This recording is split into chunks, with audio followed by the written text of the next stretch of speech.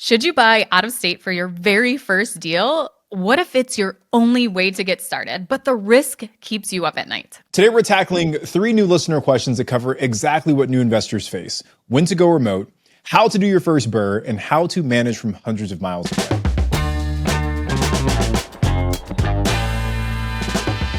This is the Real Estate Rookie Podcast, and I'm Ashley Kerr. And I'm Tony J. Robinson. And with that, let's get into today's first question. So this question comes from David. Me and my wife are new to this and are saving for our first property. Our goal is to start looking for properties within the next couple of months. We have a couple of questions. Would it be wise to invest out of state for our first investment, where we can find places/websites to analyze areas that will provide positive cash flow for us? And they said they do plan to go visit it in person. Would it be wise to use a HELOC on our current residence to use as a down payment for a new property? So a couple of questions here, basically. They're saying, A, does it make sense to invest out of state? B, does it make sense to use a HELOC on their primary to fund the purchase of this investment property? And also, I guess, some questions on where to get the data. So Ash, I guess I'll kick to you first. A few questions here. Investing long distance versus investing in your backyard. What's your take? I think it is an advantage to invest in your backyard because you have a better knowledge of the streets. You are physically there to see what's happening in the market, and you probably have more contacts, vendors, real estate agents that you can lean on compared to going and finding a whole new market to invest in. But also it really varies on price point. Can you afford something in your market? What can you get a return on for things in your market versus out of state? So I think if there is opportunity to make money in your market, that I would start there. I've only invested in my market. I've gone out of state 2 times, and that was it. But it's definitely achievable to go ahead and invest out of state. I think for the HELOC part of that question as to should I use my HELOC to fund the deal? First of all, find out what the interest rate is going to be on a HELOC. So your home equity line of credit. This is your primary residence where if you have a mortgage on it or no mortgage, you can tap into the remaining equity into the property. And some lenders will give you like up to 80%. I've seen up to 95%. And you'll get a line of credit that you can go ahead and use. So the line of credit works as when you're making, you want to use some of the money on it, you're drawing money off that line of credit, and the amount you draw off, that's what you're going to currently pay interest on. So as you pay the money back, you're not paying interest on it. The line can sit there, still be available for you to use. That's what I like about a HELOC. The pros and cons of a HELOC is that you can, use that money whenever you want. You can go ahead and pull it off. You don't need to get the bank's permission to purchase a property with it. And the cons are that there's no set repayment plan, and you're just paying interest on it until it is paid back. And I think that as long as you're diligent, that you're actually going to make payments of more than just the interest payment, because that's what you'll get the bill for in most cases. I have seen it where the line of credit will actually convert to some kind of amortization. So if you haven't paid the line of credit off in 2 years or something, whatever the balance due is, it will convert it into a 15-year fixed loan where you're now making monthly payments of principal and interest. I like a line of credit for full purchases of a property. So if you can get a line of credit big enough to actually purchase a property in cash, that's a huge advantage to be able to make a cash offer, not have to go through the hoops of getting financing on the property. If you are going to use that line of credit for a down payment and then go ahead and get financing on the property, that's where I don't like it, because it gets more risky, because now you are 100% leveraged on this property.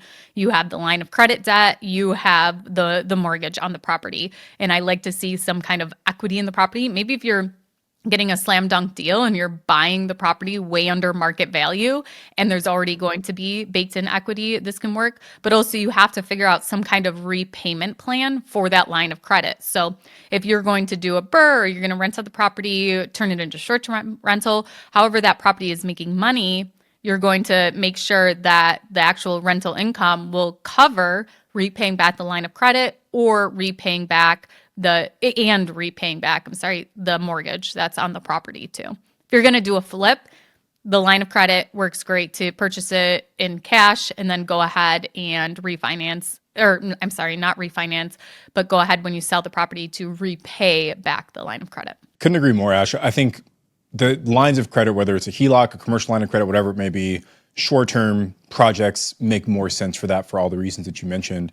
But I think going back to the original part of the question of invest locally or in your backyard, again, agree with everything you share, but I think they've got to answer the question, David does, of what is his actual motivation for investing in real estate. And we harp on this a lot on the show, but only because it's such an important question to ask, because it dictates what strategy makes the most sense for you. David, are you looking for cash flow?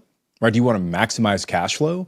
Are you looking for long-term appreciation so that, in 30 years when this thing is paid off, you've also appreciated massively? Are you looking for tax benefits? Like, what is your actual motivation for doing this? And what's most important? What's second most important? What's third most important? Because it's very rare, but you'll find a market that equally satisfies great cash flow, great appreciation, amazing tax benefits, Class A neighborhood. Like, it's hard to get all of those things in one market. So if you've identified what's most important to you, or once you do that, then you can just take that, compare it to your backyard and say, is it actually achieving what I wanted to achieve? If you're most concerned with maximizing your cash flow and you just want to buy single family long-term rentals as your strategy, but you live in some super high cost of living market, California, New York, wherever it may be, then maybe your backyard doesn't make a ton of sense, right? Because it might be hard to cash flow on a traditional single family home in a super high cost of living area. But if your goal is appreciation and you've got the means and resources to actually buy in that market, then by all means, go in your backyard. If your goal is appreciation and you live in, small town USA, then maybe it's a little bit harder to make that argument make sense as well. So it comes down to your motivations. Why are you doing this? And it comes down to your resources. And I think the combination of those two things, why am I doing this? How much cash do I have? What kind of loan can I get approved for? Those three things together, I think, will help dictate what cities you should be investing in. And also thinking about, too, that your first deal doesn't have to be a home run deal. That you don't have to spend all this time in analysis paralysis saying like, okay, well, this market, I can get this cash flow, this cash on cash return. Oh, wait, this market, I can get a little bit more. This market, I can get a little bit more. And like trying to weigh out how you are going to maximize your money. We get questions all the time. I have, $50,000. I have $100,000.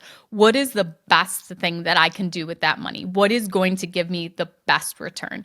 There are probably a million different options, strategies that you could do with that money. You could take, buy 10 properties by putting $10,000 down on each property. There's so much different ways that you can implement that money. And I think the biggest thing is just finding something where the deal works. And just like Tony said, what is your why? What do you want out of real estate? If a deal works for that, get started. Don't try to overanalyze and find that perfect deal that you're going to get the best deal that anyone has ever gotten with $100,000. And you got to shift your mindset to know that it's okay if you don't get the biggest return on your first deal.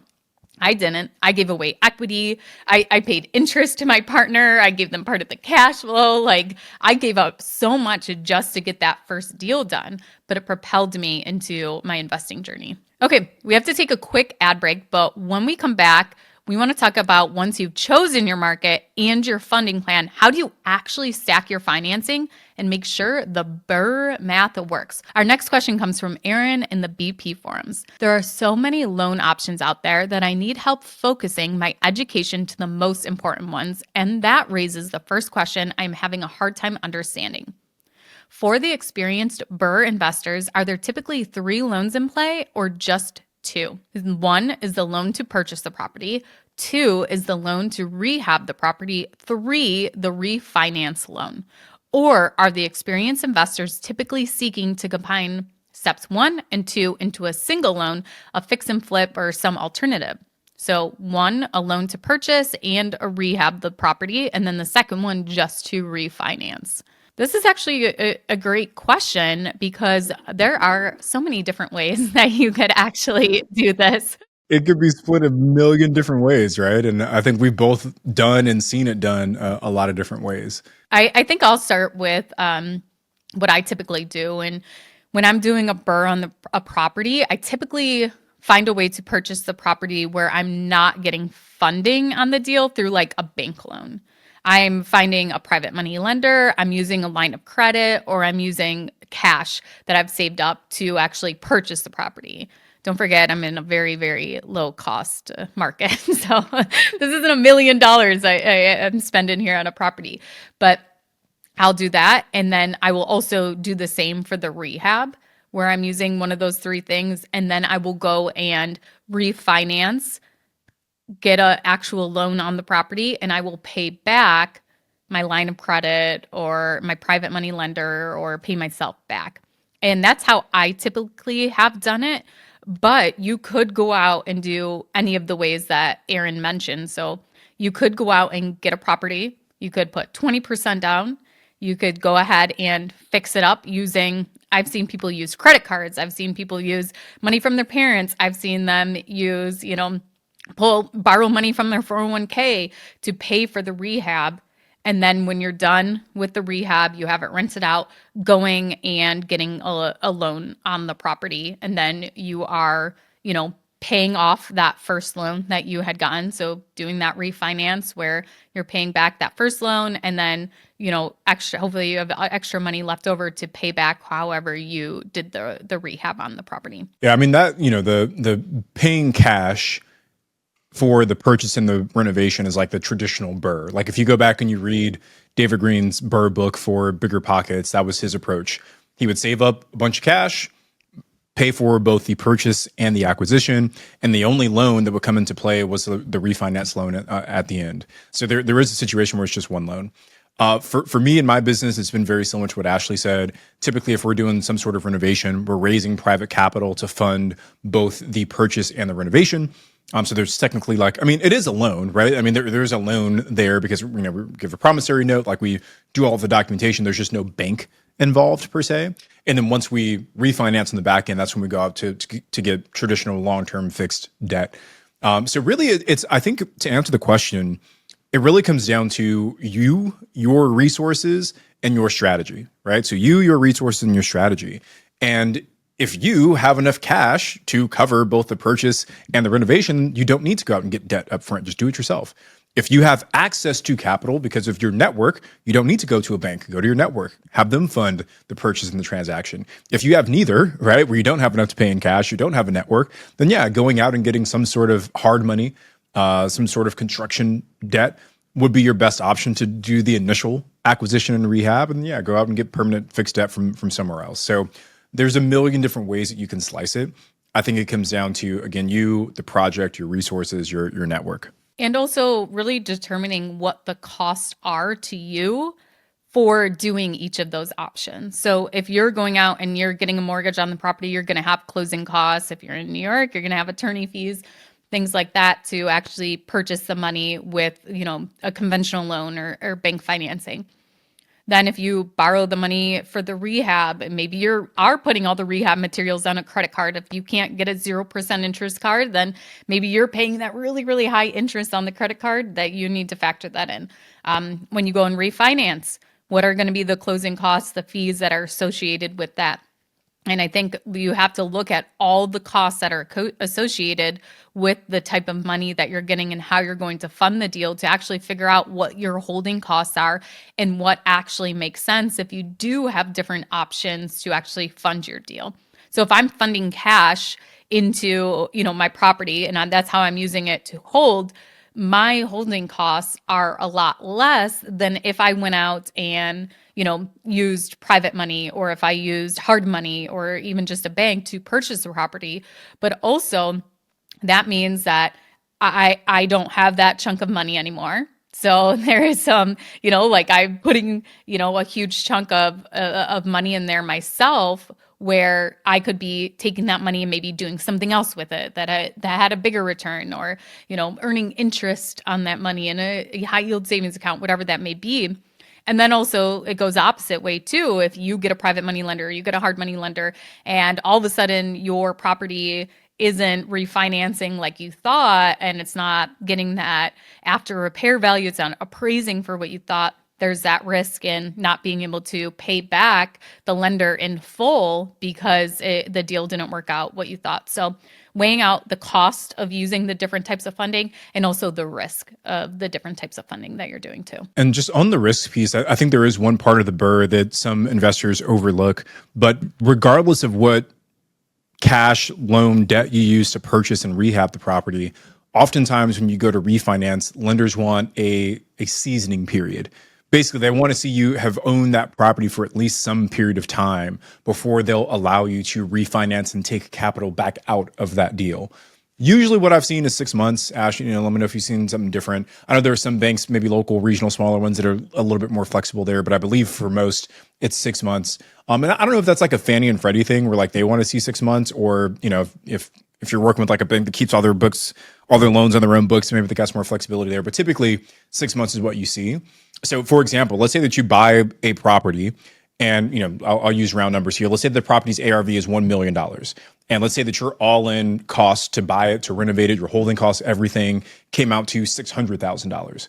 And the bank says, hey, we'll give you 80% loan to value, right? So they're going to give you $800,000, 80% of 1 million, 800,000. You only owe, right? Or your costs are only 600. You've got a spread there of 200K that you could tap into if you do that refinance.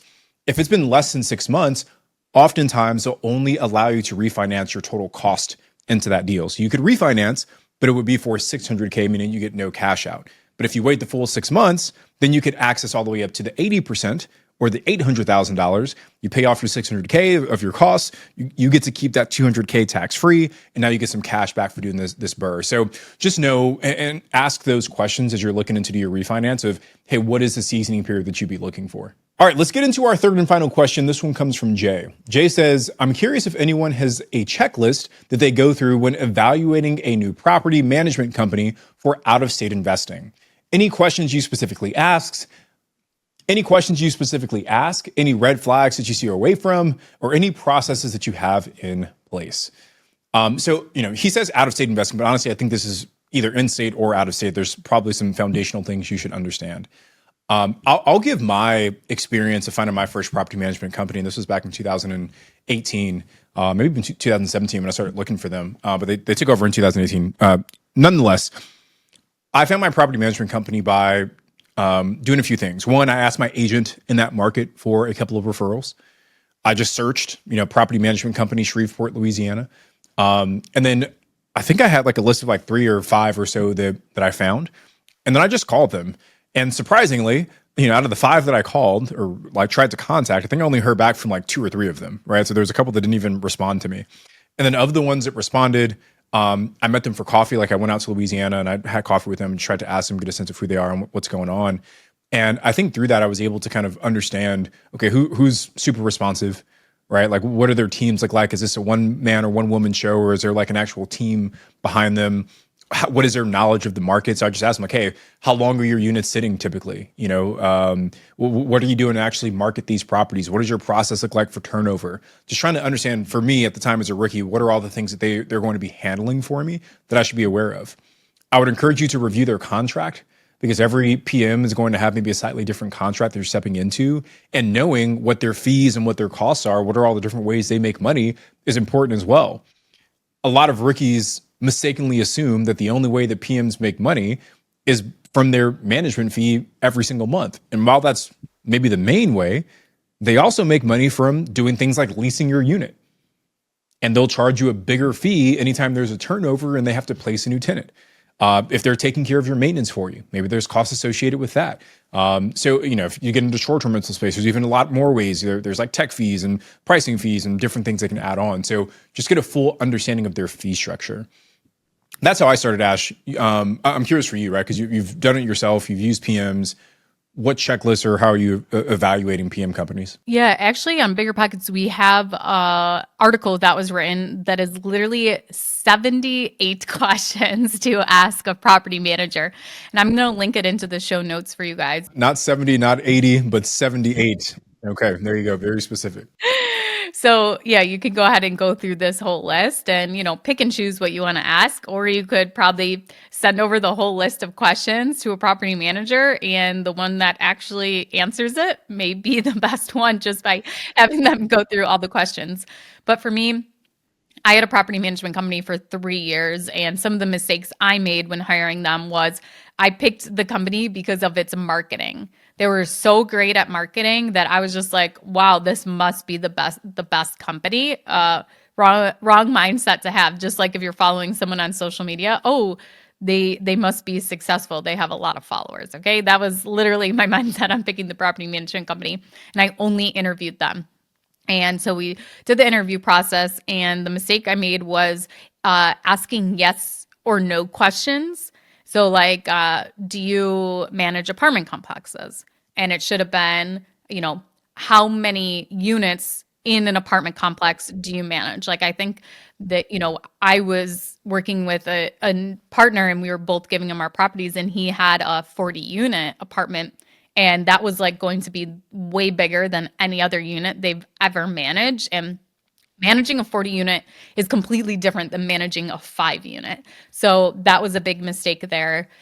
So not getting more specific. Another way to ask a question whenever you're vetting anyone, like lenders, agents, like asking how many investor deals have you done in the past month? So like for a property management company, it could be, how many turnovers or vacancies are you filling on average each month, or something like that, where they have to give you a specific number, or how many apartment complexes that, you have that each have how many units. So tailoring questions more towards that. And then, like Tony had said, the fees, that was a big thing that I did not understand, as to like how many additional fees for every little thing. And then just the maintenance cost and turnover cost process. So for example, they partly through our management, they decided to implement inspections throughout the properties. So twice a year, they would go into each property and do like, and it was supposed to be like proactive. And at first, this sounds like a great idea, but then the costs just started to add up so much. They were charging a fee to go and do it. I can't remember. It was like somewhere between $45 and $75 a unit to go in and to walk through it. Then they would make a list of like things they think that needed to be done, like maybe the furnace filter changed or batteries put in the smoke detector, other things like that. So then they'd make their list, and then they would go ahead and schedule again to go ahead and fix these things and put them on. I'm all about being a proactive landlord. Here's where I saw the problem is together we had about 130 units, me and this other investor, and we were under the same PM contract, and they quoted us out for like getting new smoke detectors for like half of the units or something like that, just updating them, whatever. And all of them were at cost. And right there was like, okay, where can we get like the bulk order from? Like, I'm looking at Lowe's right now. If I get 10, I can get them for like $2 cheaper for each of them. Just me on the Lowe's website ordering 10. So like, I think having a really good understanding of what the costs are associated with maintenance and how they're figured out. Are they getting discounts on materials? Are they doing those inspections, and what are the costs associated with that? What changes can they make to their actual process? So like this was told like this is happening, you are getting these inspections. What other things could you implement throughout the year that maybe we don't have in our property management agreement that could come up? So I think I was really focused on, I can't wait to get this, off my shoulders and have somebody else take care of all of this, that I didn't understand and ask enough questions. And I think the last thing you said, Ashley, is the lesson for all of the rookies that are listening. Even if you hire a property manager, even if they're handling all the day-to-day, you still have an obligation and a need to manage the property manager, because no one's going to look after your asset the same way that you do. Even in the world's best PM, you're not their only client. They have hundreds, maybe thousands of other properties that they're managing. So you've got to be your own best advocate. And part of that is managing the PM, asking all of those questions, holding them accountable, and then not being afraid to make the change if it's in the best interest of your business. Yeah, and I think too is to like there's just things that they don't do that you want to do for your property too. Like they're most likely not quoting out your insurance every year. They're most likely not checking your water bill. Like the PM company I use, they just had like a payables department where like everybody's bills got sent there for all of the properties they manage, and it's just somebody scanning them in, setting them to pay, not actually like looking, be like, wow, this person's water bill is 3 times higher. Their toilet might be running and they haven't told us, but the owner is paying it. So, I think that was like a big thing too, is like you really do need to go through detail by detail your owner's statement and seeing what you're being billed for and seeing what your payables actually look like and just having that oversight on your property. Well, thank you guys so much for joining us today. I'm Ashley, he's Tony, and we'll see you guys on the next episode of Real Estate Rookie.